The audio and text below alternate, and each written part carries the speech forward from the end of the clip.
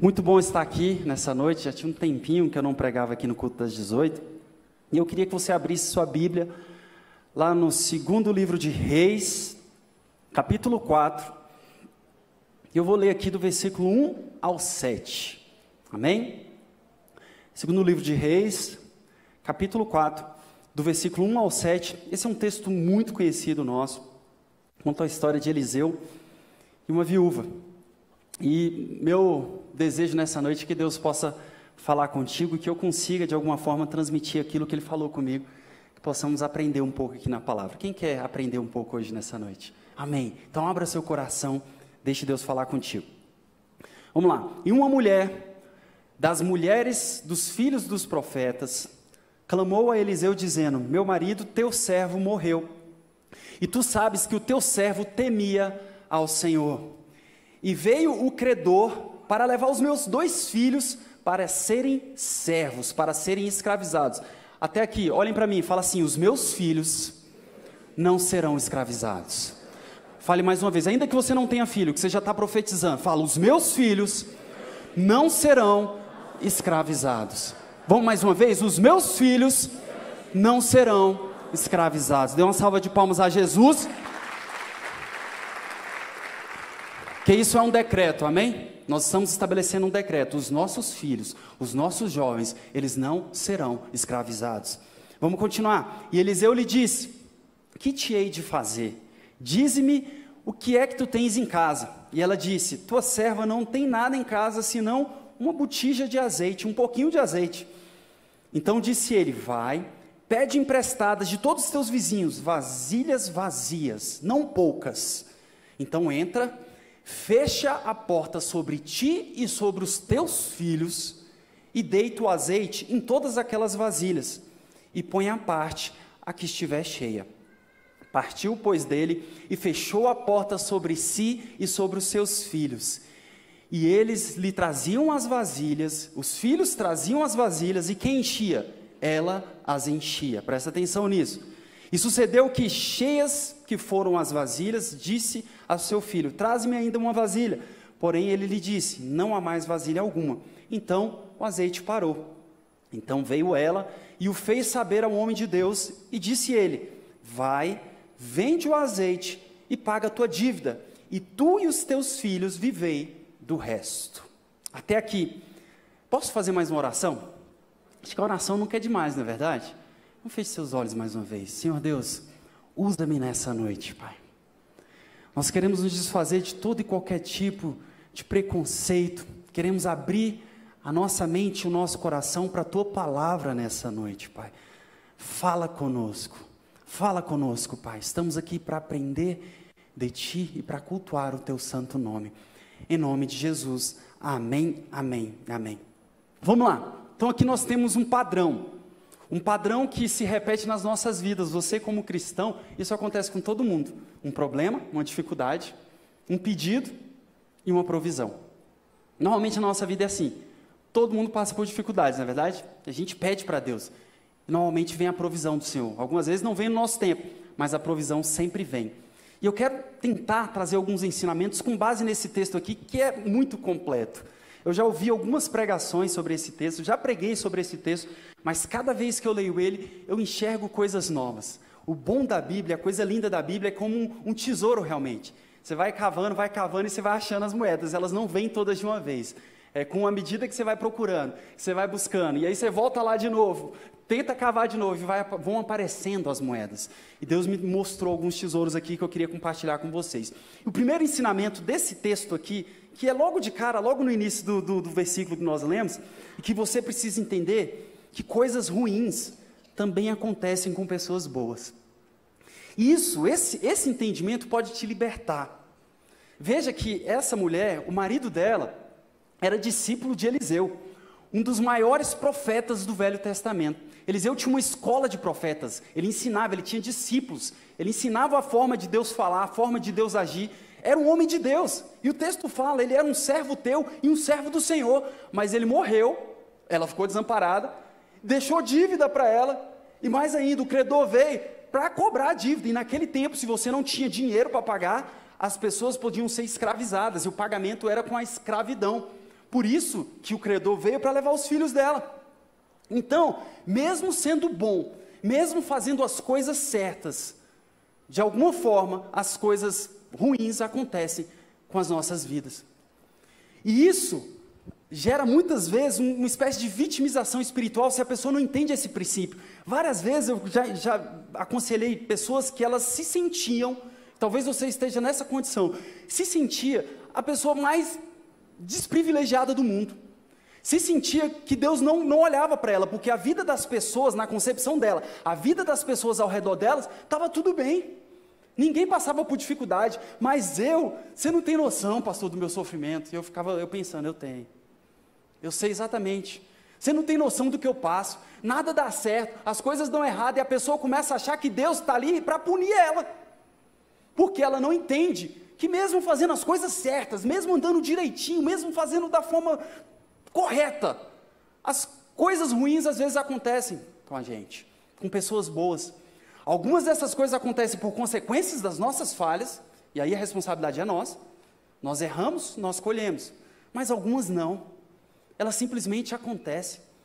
É alguém que morre, é um luto, elas simplesmente acontecem. A questão toda é, para onde o sofrimento vai te levar?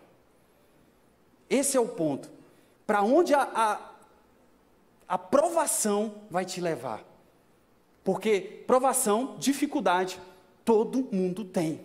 Em algum momento da vida, você vai passar por dificuldade. E a notícia boa que eu tenho para te dar é porque não necessariamente você é uma pessoa pecadora, uma pessoa ruim. As coisas simplesmente acontecem, e muitas vezes para provar, para te aprovar. A intenção do Senhor, quando muitas vezes Ele permite que passemos por dificuldades, é que você saia do outro lado aprovado. Diga amém, se você crê nisso que eu estou falando. Há um tempo atrás, eu conversei com um jovem aqui da nossa igreja, o nome dele é Rafael Alves.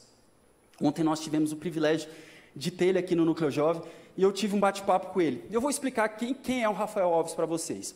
Há 2 anos atrás, procurei ele me procurou, na verdade, e nós batemos um papo, e ele estava num processo depressivo, estava tentando desistir do seu chamado, do seu propósito. E qual era o propósito dele? Aqui em Brasília, e no Brasil como um todo, tem um negócio chamado de Batalha de Rimas. Quem já ouviu falar desse negócio? Batalha de Rimas. É um movimento muito forte, que muita gente não tem noção do quão forte é esse movimento. E basicamente, em todas as cidades do Brasil, em todas as capitais, os jovens se unem e eles fazem uma espécie de um desafio ali, de rima. Então, vem um oponente, e eles começam a rimar, uma batida de fundo, e começam a fazer rimas, atacando um outro, às vezes ataca algo físico, às vezes é briga de ideologia, e sai vencedor aquele que rimar melhor, aquele que conseguir concatenar melhor as ideias, aquele que conseguir pegar talvez um deslize do cara que ele falou errado, e ele já combater e rimar. É algo extraordinário, porque mexe muito com a inteligência, com a capacidade ali, o dinamismo, e ele fazia essas batalhas de rima.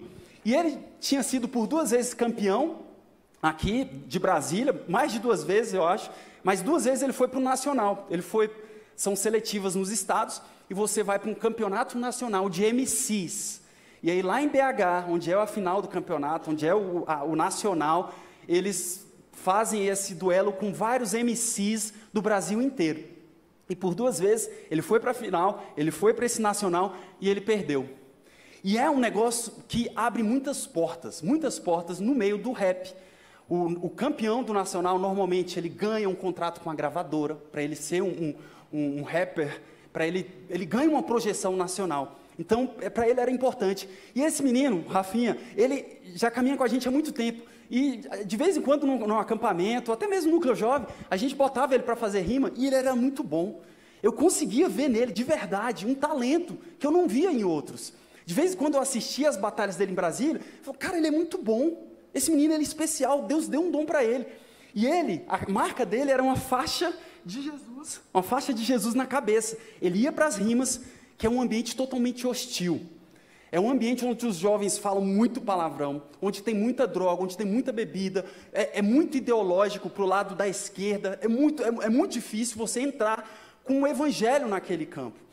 E aí ele me procurou, desanimado, falou, vou parar de rimar, eu quero estudar para concurso, eu quero fazer algo diferente, E ele estava naquele processo de luta, sabe? De dificuldade mesmo e querendo parar, por conta de todo esse contexto que eu falei para vocês. Veja, um jovem, quando vem para mim e fala que quer estudar para concurso, meu coração chega a brilha, porque eu sou concursado, eu sei o que o concurso público, um bom concurso público pode trazer para uma pessoa, mas eu via talento nele, de verdade, ele era diferenciado.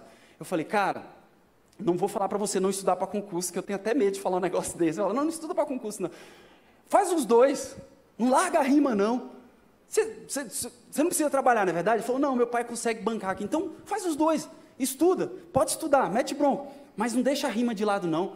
De alguma forma eu vejo que Deus te capacitou nisso. Há algum tempo, abrindo um parênteses aqui, eu tenho tido o entendimento de que nós evangélicos, nós precisamos valorizar os nossos artistas, amém? Quando a Bíblia fala que Ele colocou uma luz em você, isso fala de brilho, você precisa brilhar, isso fala de destaque, e a luz só faz sentido nas trevas, só faz sentido nas trevas. E eu via nele essa luz, eu via nele talento. Eu falei, cara, como que eu posso falar para esse menino apagar essa luz? Eu, com esse biotipo aqui, com minha forma de falar formal, eu nunca vou alcançar um rapper lá no meio de um negócio desse. Não tem como, não é a minha linguagem. E eu cheguei para ele e falei, 2 Coríntios, se eu não me engano, capítulo 12, fala do papel do corpo. A mão, ela é diferente do pé, mas ela tem sua função no corpo. Você tem sua função, você é um evangelista, você está levando a palavra de Deus onde eu nunca vou conseguir levar. Talvez um desses jovens, se você chamar para a igreja, ele nunca vai vir, mas se você levar a igreja até ele, não tem escapatória. E eu falei isso para ele, e aí o que aconteceu? Ele decidiu continuar, ele começou, e aí veio a pandemia, deu uma esfriada, e 2 anos depois, esse rapaz, ele foi para a final, ele conseguiu. Ele, na seletiva do Distrito Federal, ele não foi o melhor, ele teve que ir para uma repescagem, então, teoricamente, ele foi desacreditado para o Nacional, e chegando lá, ele foi pegando, cada as seletivas foi chaveando, 8ª de final, 4ª de final, semifinal, e ele chegou na final. E eu vou mostrar para vocês agora o vídeo da final. Uma das estratégias que o oponente usa, todo mundo sabe que ele é cristão, porque ele vai com a faixa de Cristo em todas as batalhas. E uma das estratégias é exatamente tentar combater aquilo que, em tese, ele teria autoridade para falar. Porque se os jurados veem que naquilo, a religião dele, ele desliza, ele já perde ponto ali. É mais ou menos assim, eu vou te combater em algo que as pessoas acham que você é de fato, porque se você deslizar, eu vou sair por cima e eu vou ganhar essa batalha. E foi exatamente essa estratégia que o rapaz, o oponente dele, usou. Vamos assistir? Põe um vídeo aí para mim. Vai, foi falar de Jesus e meu verso gaguejou, saiu errado. E esqueceu que o meu corpo não está aplicado. Essa é minha rima, eu faço igual. Meu conjunto é derrubando Jericó. Mas isso é de outra, sou fluente no verso. E cada verso eu destruo meu universo. Essa é minha rima. Progresso, Vinícius N rimando, ordem retrocesso. Tá de brincadeira é o que eu peço, faça minha rima, não impeço. Falou até pro Gomes, obrigado pelo apreço. Mas quem foi que te iludiu que tu é MC que eu mereço? Essa rima que nunca tem preço, faça minha rima, eu vou até o começo. Eu sou MC que rima com humildade e essência, também vai tomar inteligência, pois ele me manda tomar lá. Cê sabe, né, meu mano, que eu chego pra somar. Cê sabe que eu não preciso de palavrão, te venço nessa rima só usando a expressão. Cê é louco! E aí, continua. Só faltou você me responder, porque você não falou nada sobre o que eu falei. Eu sou sensei porque se compromete na ira. Você não é Jericó, tu é Judas, o traíra. Jamais eu seria Judas. Olha para o céu e agora pede ajuda. Olha como seu verso é ridículo. Como que eu seria Judas se de Cristo eu sou um discípulo? Você não é discípulo, mano, que B.O. Porque se Jesus morrer, você abandona a velha só. Mano, até porque na disciplina de Jesus você é Pedro, tá negando a sua rima. Até parece, tua rima não seduz. Eu sou um garoto que já reflete a luz. Minha ideia é o rap, isso que conduz. Se Jesus morresse, eu carregava a cruz. Eu carregava a cruz, até porque conjuga. Todo mundo fala, mas na hora ninguém te ajuda. Mano, esse é o caminho. Tu não acha ajudasse os outros, por isso morre sozinho. É claro que eu ajudo, ainda ofereço abrigo. A ajuda que eu tenho, pois Jesus está comigo. Isso é necessário, aqui eu exponho. Em cima de você eu concretizei meu sonho. Fechou que fechou. Uma salva de palmas, gente. Isso aqui é difícil demais, esse negócio. E esse menino, 2 anos depois, ele foi o campeão do Nacional. Ganhou um contrato com a Som Livre de R$40 mil. Mais R$30 mil em antecipação de royalties. E mais, no total foram R$90 mil em prêmios que ele ganhou.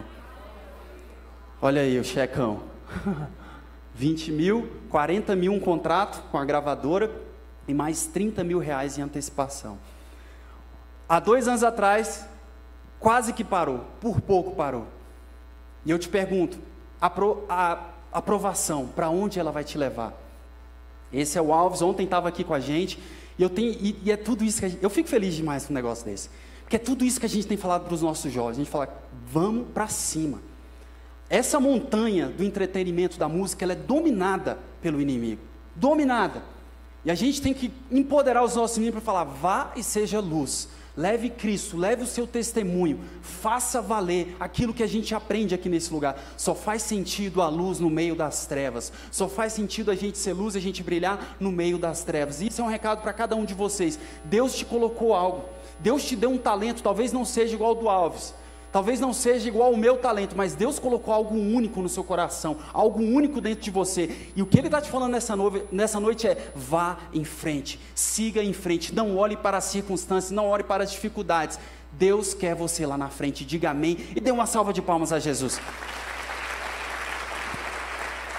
Então a questão toda é para onde o sofrimento vai te levar. Paulo escreveu na carta aos Romanos 5:3, diz bem assim, nos gloriamos nas próprias tribulações, sabendo que a tribulação produz perseverança, e a perseverança, experiência, e a experiência, esperança. Tiago capítulo 1, versículo 2 e 3, fala bem assim, meus amados irmãos, considerai motivo de júbilo o fato de passardes por diversas provações, porquanto sabeis que a prova da vossa fé produz ainda mais perseverança. A dificuldade, ela tem que gerar em você perseverança, ou seja, você precisa tentar de novo, e ir de novo, e continuar crendo, perseverança, amém? Vocês estão entendendo o que eu estou falando? Mas eu não te julgo, se em algum momento da sua caminhada você duvidar, você achar que talvez Deus te abandonou, e que as coisas não estão sendo como você imaginou. E interessante que essa semana eu lendo sobre a vida de João Batista, ele era aquele cara que ele preparou o caminho para Jesus, mas teve uma fase na vida dele que ele duvidou, que Jesus poderia ser o Messias. Vamos ler? João capítulo 1, versículo 35. Já viram aqueles memes que falam assim, 23h59, a pessoa fala uma coisa, aí meia-noite ela fala outra? Foi mais ou menos isso aqui na vida de João, olha que interessante. No dia seguinte, estava João outra vez na companhia de 2 de seus discípulos, e vendo Jesus passar, ele disse, eis o Cordeiro de Deus. Os 2 discípulos, ouvindo dizer isso, seguiram Jesus, porque ele já estava falando de Jesus há algum tempo. Ele falou, Jesus, eu não sou nem digno de desatar as sandálias dele. Quando ele foi batizar, Jesus foi batizar com ele, falou, você que tem que me batizar. Ele falava o tempo de Jesus. A expressão o Cordeiro que ele usou, eis aqui o Cordeiro de Deus, é a expressão para o Messias. Ele sabia que Jesus era o Messias, só que o que aconteceu? Ele foi preso, e aí a coisa mudou. Olha, agora vamos lá para Mateus capítulo 11, e aqui João preso, pediu para que os seus discípulos procurassem Jesus. Mateus 11, versículo 3. Aí os discípulos perguntaram para Jesus, o Senhor é aquele que ia chegar ou devemos esperar outro? Jesus respondeu, voltem e contem a João o que vocês estão ouvindo e vendo. Digam a ele que os cegos ouvem, que os cegos veem, os coxos andam, os leprosos são curados, os surdos ouvem, e os mortos são ressuscitados, e os pobres recebem o Evangelho. João duvidando, por quê? Porque ele esperava um reinado, um Messias diferente do que Jesus estava fazendo naquele tempo. Todos os judeus daquela época esperavam que Cristo estabelecia um reino físico. Eles iam livrar o povo da opressão dos romanos. E o que aconteceu? O contrário disso. O governo romano prendeu ele, e ele ia ser morto em breve. Ele falou, cara, eu acho que eu acreditei na pessoa errada, alguma coisa não está certa. Vai lá, meus discípulos, e pergunta, é ele mesmo? Tem certeza que é ele? E aí Jesus fala, ei, fala para João o que está acontecendo. E Deus falou muito com isso, nesse texto comigo. Muitas vezes nós olhamos para a nossa situação, para um ponto específico das nossas vidas que está dando errado. E a gente começa a desacreditar naquele que é poderoso, naquele que é o Altíssimo. E Deus te manda dizer nessa noite, olhe para as circunstâncias, não olhe para a fotografia é algo estático. Deus fala, olha para o vídeo, olha o que eu já fiz no passado, olha o que eu estou fazendo ao redor, olha o tanto de gente que morreu na pandemia, eu preservei a sua família, você está vivo, você está com saúde, eu te dou provisão, eu te dou um emprego. Não fique atento simplesmente à sua prisão e à sua circunstância imediata, olhe ao redor e veja que eu continuo sendo Deus, dando a provisão e sendo seu pai.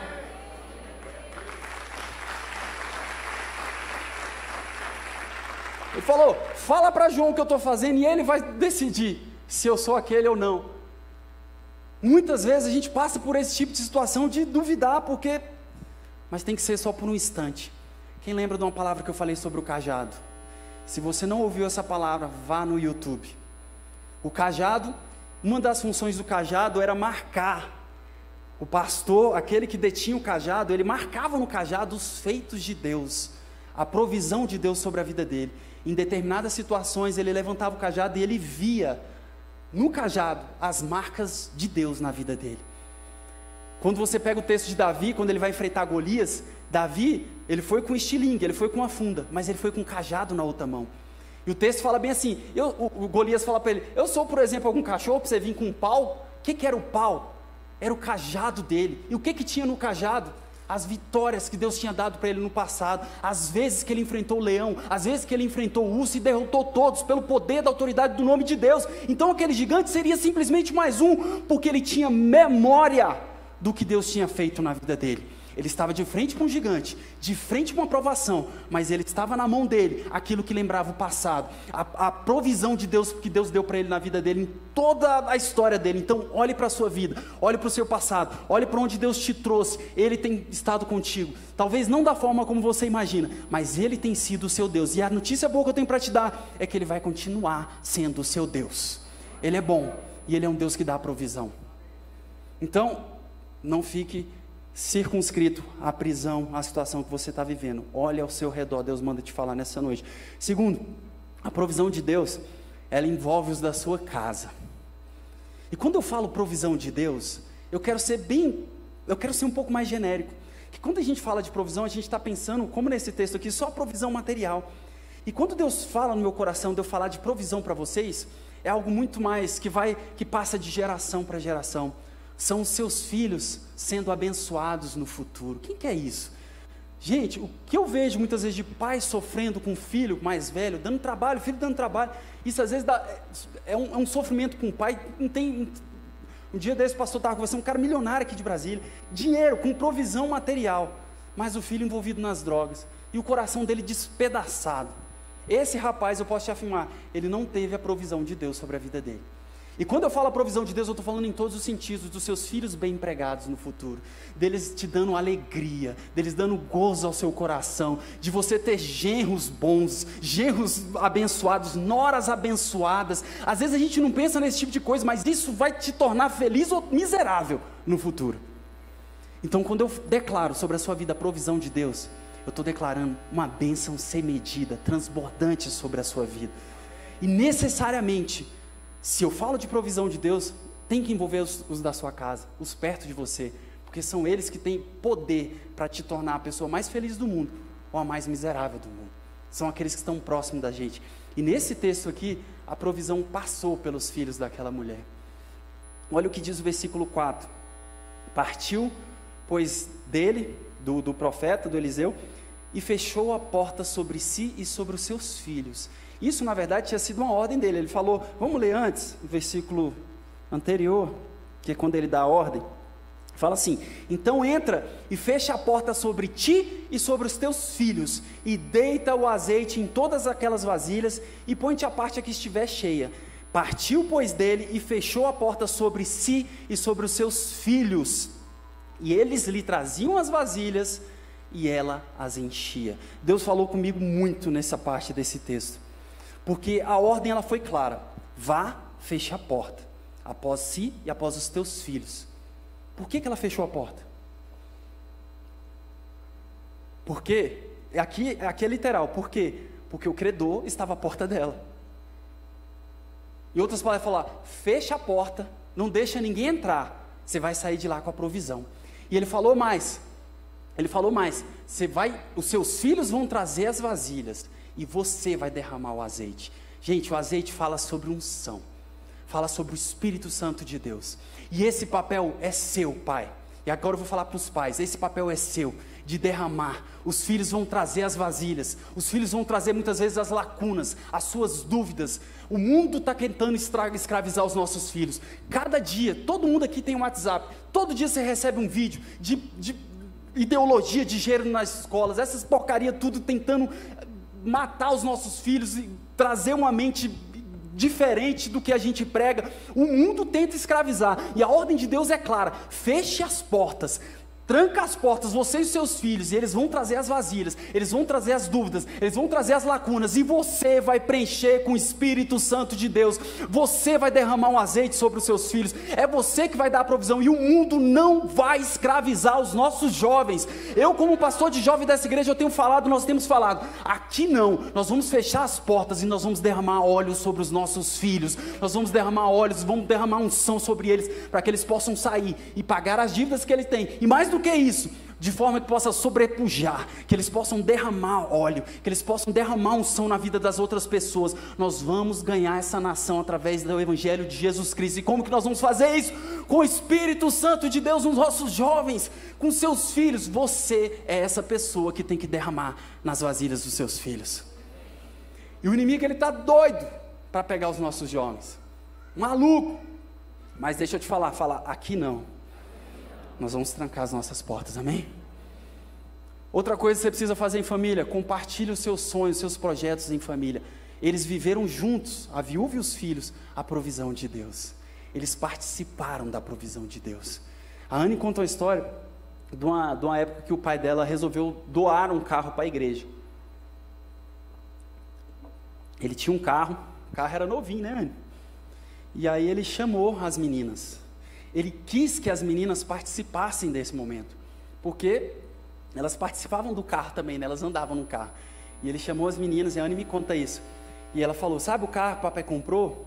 A gente resolveu doar para a igreja. O que vocês acham? Falou desse jeito. Ele não tinha obrigação nenhuma, na verdade. Ele pagou o carro, ele comprou, de compartilhar isso com os filhos, mas ele permitiu que elas participassem da provisão e do milagre do Senhor. E o que aconteceu? Todas elas, na mesma hora, falaram: vamos dar, e ficaram empolgadíssimas. E eles doaram um carro para a igreja, num momento que a igreja precisava muito.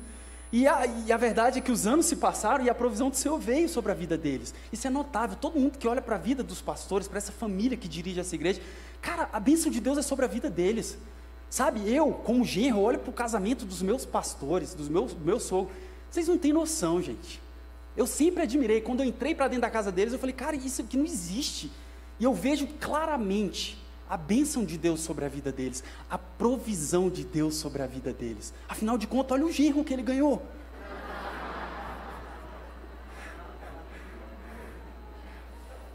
Não podia perder a piada, foi mal. Mas o que eu quero falar no final das contas, ele permitiu que elas participassem. Deixa eu te falar, e eu vou profetizar: as bênçãos do Senhor serão colhidas em família na sua casa. Amém? Creia de verdade. Talvez você não tenha contato com seus filhos, talvez você não tenha contato com seus pais mais, mas Deus quer restaurar pontes quebradas, e a provisão vai vir sobre a tua família. Você vai colher da provisão do Senhor em família. Diga amém se você crê, e dá mais uma salva de palmas a Jesus.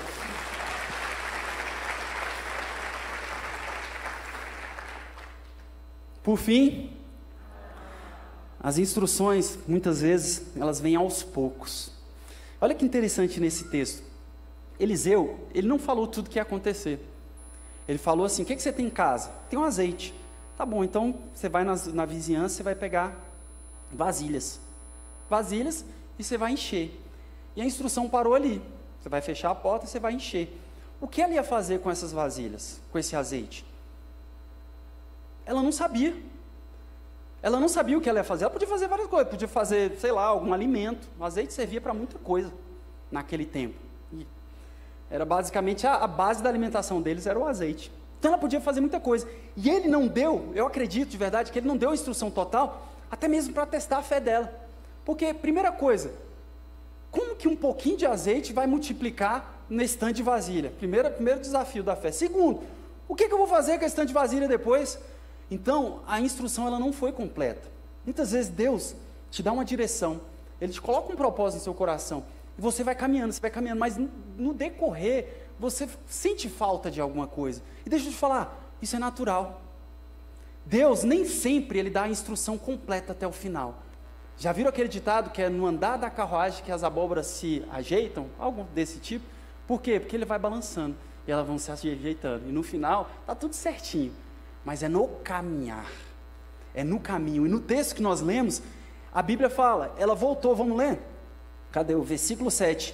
Então veio ela e o fez saber, ao homem de Deus. Fez saber o quê? Que ela encheu um monte de vasilha, estavam as vasilhas cheias, e ela não sabia o que fazer. E aí ele disse, vai, vende o azeite, paga a tua dívida, e tu e os teus filhos vivei do resto. Aí ele completou a instrução. Mas um primeiro passo foi no escuro. Um primeiro passo foi com aquilo que Deus tinha falado até aquele momento. Nem sempre Deus vai te dar a direção completa. Mas deixa eu te falar, vá com aquilo que você tem nas suas mãos. Vá com aquilo que você tem na sua casa. Vá com os talentos que você tem hoje. E no decorrer do tempo, Deus vai preenchendo, Deus vai agregando. Essa semana nós conversamos com o Pedrosa, que é um empresário. Uma das perguntas que eu fiz para ele foi, como que você abre empresas e tem obras no Brasil inteiro? Como que você gerencia isso? Como que, para quem é comerciante, é difícil você abrir mais de uma unidade numa mesma cidade, porque você não consegue ficar correndo de um canto para o outro, às vezes tem que colocar um gerente. Imagina na outra cidade, como que você forma a sua equipe? Ele falou o seguinte, basicamente, falou, eu simplesmente vou fazendo, e Deus, de alguma forma, vai levantando pessoas boas. Eu não deixo de fazer porque há, de certa forma, um entrave, algo que algumas pessoas talvez parariam, porque como que eu vou formar uma equipe lá no Amapá, que ele tem obra para o lado de lá também, no Amazonas, como que eu vou fazer isso? Ele simplesmente vai, e chegando lá, as coisas acontecem. Deus vai levantando pessoas, às vezes Ele leva a gente de Brasília para lá, mas Ele não deixa de fazer, porque a provisão vem no caminho. A provisão vem enquanto você caminha. A provisão vem enquanto você enche as vasilhas, enquanto você derrama os azeites. Então deixa eu te falar uma coisa, se existe algum entrave na sua vida, para algo que você precisa fazer, para um projeto que você precisa fazer, a direção que eu sinto no meu coração é continue fazendo. Não foi isso que o Núcleo da Fé fez no meio da pandemia, lá no Templo do Noroeste? Que loucura você construir algo no meio da pandemia, onde as entradas da igreja caiu muito, para 30%. Do que entrava, a conta não bate. Sabe o que a gente continuou fazendo? A obra, vamos fazer a obra. E sabe o que aconteceu? Deus, na história da igreja, as maiores ofertas da história da igreja foram no período de pandemia. Que loucura! Sabe por quê? Porque nós continuamos. A instrução era, faça a obra, como que ela vai ser feita, que hora que vai chegar o recurso a gente não sabe, mas nós vamos continuar. Deixa eu te falar uma coisa, continue educando os seus filhos, continue derramando azeite sobre a tua casa, continue fazendo o que você está fazendo, aquele trabalhozinho de formiga, sabe? Dentro da sua empresa, dentro dos seus negócios, aquele trabalho que muitas vezes você não vê resultado, continue fazendo e no decorrer do tempo Deus vai abrindo portas e as coisas vão acontecer e a provisão do Senhor virá sobre a sua casa. Não pare, continue a nadar. Não, esse filme é profético, continue a nadar. Não pare, amém? Fique de pé no seu lugar, eu quero orar contigo. Se as coisas não estão tão claras, se você tem obedecido a Deus, o que você tem que fazer? Voltar para o Senhor, chegar para Ele e falar, ei, aconteceu isso, isso e isso, eu te obedeci, eu fiz isso e isso, e agora? E Ele vai te dar o próximo passo, a próxima direção. Mas as bênçãos de Deus, a provisão de Deus sempre vem com movimento. Fale comigo, movimento. Muitas vezes o movimento é você, pai, orar dentro da sua casa como um profeta. Você, mãe, fazer como aquela viúva fez, fechar a porta atrás dos seus filhos, vedar a sua casa. Verdade que em algum momento eles vão ter que sair, mas eles vão sair cheio do óleo do Senhor. Olha só que coisa linda. O texto não fala que eles ficaram presos naquela casa para sempre. A porta foi fechada simplesmente para que o óleo fosse derramado, para que a unção fosse derramada. Depois eles saíram, eles pagaram as dívidas que eles tinham e viveram com o resto. O que Deus está falando para nós nessa noite aqui? Você precisa derramar, primeira coisa, derramar o óleo sobre a sua casa, sem medo do futuro. Derrama o óleo sobre a sua empresa, sem medo do futuro. Continue caminhando, continue em movimento. Deus gosta de movimento. Deus gosta de pessoas que vão para frente, que vão para a batalha. Quantas vezes Deus livrou o povo de Israel da batalha? Em todas as vezes o povo foi para a batalha, e algumas vezes nem precisaram lutar. Deus trouxe o livramento. Os inimigos lutaram entre si e mataram-se, mas eles foram para a batalha. Eles pegaram as armas, eles pegaram escudos e eles foram prontos para batalhas. Houve movimento, houve a intenção de ir para a guerra. E lá na guerra, enquanto eles iam, enquanto eles caminhavam, marchavam, muitas vezes, enquanto a música tocava, os inimigos eram desbaratados. Tem alguns versículos na Bíblia que falam sobre isso, mas em todos houve movimento. Deus não te quer parado. Deus não te quer parado espiritualmente. Alguns estão parados espiritualmente, sem comunhão com Deus, sem leitura da palavra. Deus te chama para estar perto dEle. Deus te chama para estar perto dEle. Feche seus olhos no seu lugar. Espírito Santo de Deus, que privilégio, Pai, ouvir a Tua palavra. Que privilégio, Senhor Deus, poder fazer parte de algo grande. Poder fazer parte, Senhor Deus, do Teu reino, Pai. E nós queremos colocar os nossos filhos, as nossas famílias, a nossa casa, as nossas empresas diante do Senhor. Dá o discernimento a cada um na sua área de influência, Pai, para que eles possam derramar o óleo, derramar o azeite, Pai. E que a Tua provisão possa vir sobre os Teus filhos, que nós possamos transbordar, Senhor Deus, da Tua unção. Nós queremos colocar, Senhor Deus, cada projeto aqui representado, cada família aqui representada, que a Tua provisão possa vir sobre os nossos lares. Eu quero agora que você comece a orar pelos da sua casa, amém? Talvez um filho, talvez um pai, um tio, eu não sei, alguém que tenha relevância para você. Eu quero que você ore por ele, para que Deus possa abençoar a vida dele, que você dedique um tempo agora, enquanto nós louvamos um pouco, a pensar e a orar por esses familiares, amém? Vou te dar esse minuto para que você faça isso.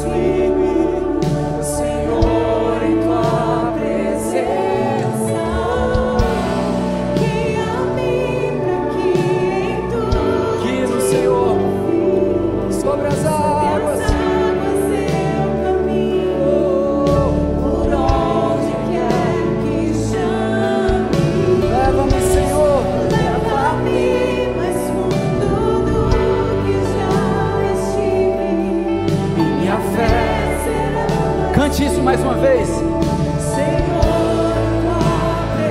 Vem Espírito Santo, enche este lugar, vai. Em tudo, sobre as águas nós vamos caminhar.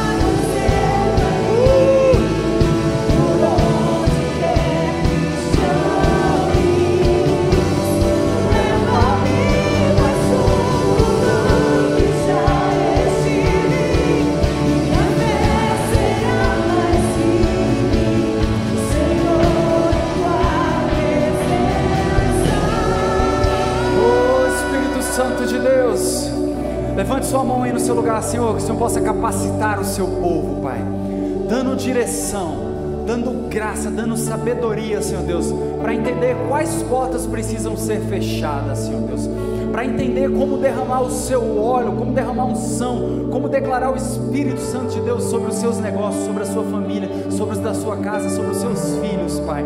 Nós precisamos de direção, nós precisamos das suas instruções, Senhor Deus, ainda que elas não sejam completas no primeiro momento, nós decidimos crer que o Senhor é o Deus da provisão, e em movimento o Senhor vai dar o que resta, o que falta, Pai. Nós queremos continuar andando em direção, Senhor Deus, à plenitude, Pai, que vem de Ti, em nome de Jesus Cristo. Dê uma salva de palmas ao Senhor, faz barulho aí no seu lugar. Glória a Deus.